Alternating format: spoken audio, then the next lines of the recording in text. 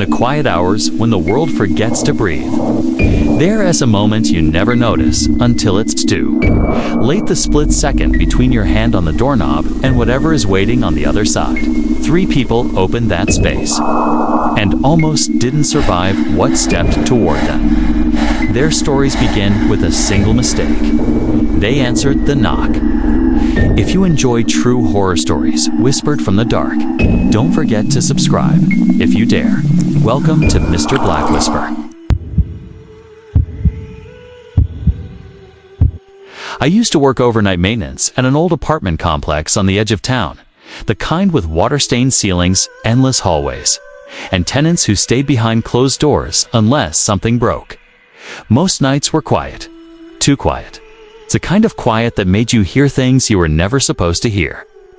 It happened during the winter, when the building felt colder inside than the air outside. I was making my rounds when I passed Unit 3B and heard its soft knocking from the inside. 3 slow taps. A pause. Then another 3. I knew the place was empty. The tenant had moved out 3 weeks before. No one new had moved in. I stopped walking. The hallway felt like it sank a few inches, as if the building itself was holding its breath. The knocking continued, steady, patient. Not frantic, not aggressive. Just waiting. I told myself it had to be an animal stuck in the wall, or maybe a loose pipe. But the sound wasn't hollow. It sounded like knuckles on wood. Knuckles, inches away from me. I should have walked away. Instead, I opened the door. The unit was pitch black, colder than the hallway. I stepped inside and waited for my eyes to adjust. The knocking had stopped the moment the door opened. The silence inside felt alive, like someone had just slipped behind a corner, watching. A faint smell of dirt and something old hung in the air. The kind of smell you get in a place that hasn't been opened for years, not weeks. I turned on my flashlight. A beam cut through the dark and landed on something near the far wall. A heavy wooden dresser pushed slightly out of place, drawers hanging open. Behind it, the wall looked wrong discolored, bulging as if something had been pressing against it. I moved closer. My footsteps felt too loud. Before I reached the dresser, the knocking started again. Not from the wall. From the open door behind me. Slow, measured. 3 taps. I froze. Each knock vibrated through the floorboards, as if it were meant for me alone. My flashlight shook in my hand. I turned, expecting. I don't even know what I expected. The doorway was empty, but the hall outside looked darker than before, like all the lights had dimmed without sound. Then something whispered. Not words. Just breath. A slow exhale from somewhere close to the floor, right behind the doorframe. I didn't look. I didn't think. I bolted, ran down the stairs out of the building, and didn't stop until the cold outside air burned my lungs. I never saw what was behind that door, but the next day, when the landlord asked why the door 23B was wide open at 3 a.m., I told him the truth. He nodded slowly and said the previous tenant had complained of someone knocking every night. Always 3 taps, always patient, and always stopping the moment he opened the door. No one has lived in that unit since, and for months afterward, even in my own home, I'd sometimes hear it at night. 3 slow knocks, waiting for me to answer. I grew up in a small rural house surrounded by fields so wide you could see the sky curve.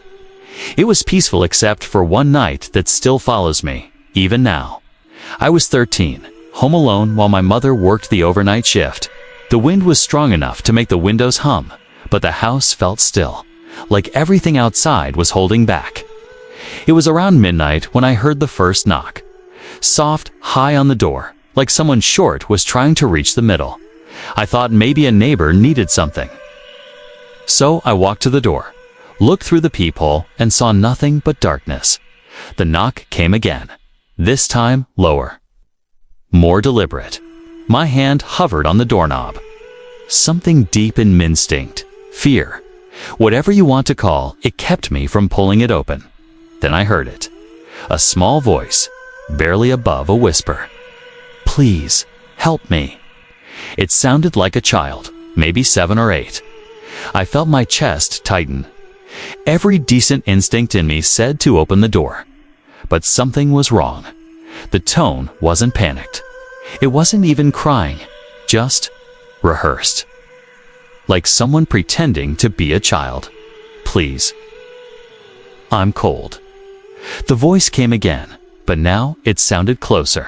Too close. I stepped back, suddenly aware of the silence inside the house. The wind outside had stopped. When the third knock came, it wasn't soft anymore.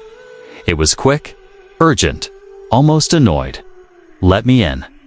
This time, the voice didn't sound like a child at all. I ran to my room, locked the door, and called my mother. She told me to stay inside, to wait, that she was coming home. As I sat on the floor, phone in hand, I heard footsteps on the porch slow, dragging, moving back and forth in front of the door. Then the knocking started on my bedroom window. Not hard. Just fingertips tapping the glass. When my mother's car finally pulled into the driveway, all the tapping stopped. The footsteps faded. And when she opened the front door, no one was there. The police found nothing. No prints, no tracks, no signs of anyone in the yard. But the next day, my mother found something under the porch. A small set of footprints. Too small for any adult, but far too wide for any child. I never opened the door at night again. A few years ago, I worked as a real estate photographer. My job was simple. Show up before dawn, take beautiful wide shots, leave before anyone noticed me.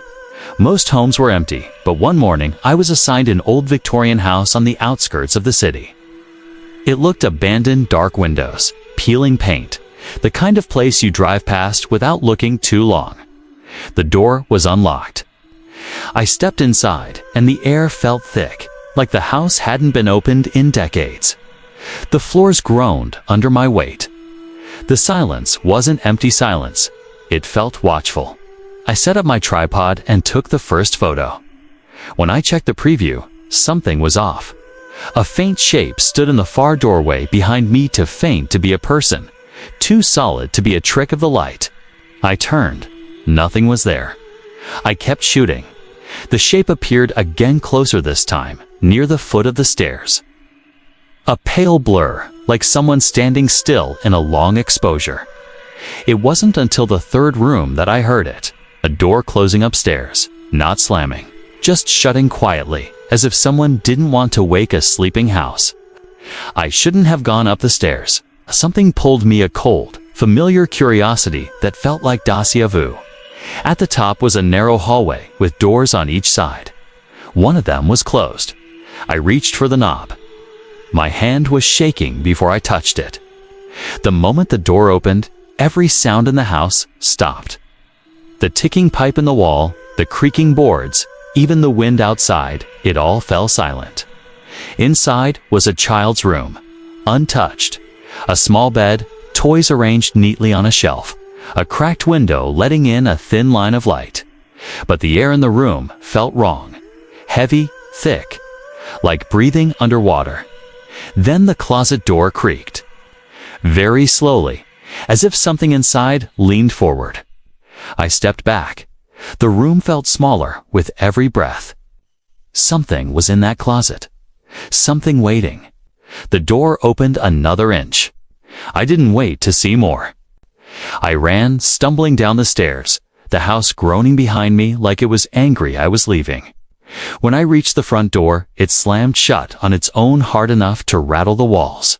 For a moment, I thought I was trapped, but the knob turned, and I burst onto the porch just as the sun rose. When I reviewed the photos later, every doorway had the same figure. Closer, clearer, watching. I deleted the files, quit the job a week later, and I still avoid that entire neighborhood. Some doors aren't meant to be opened.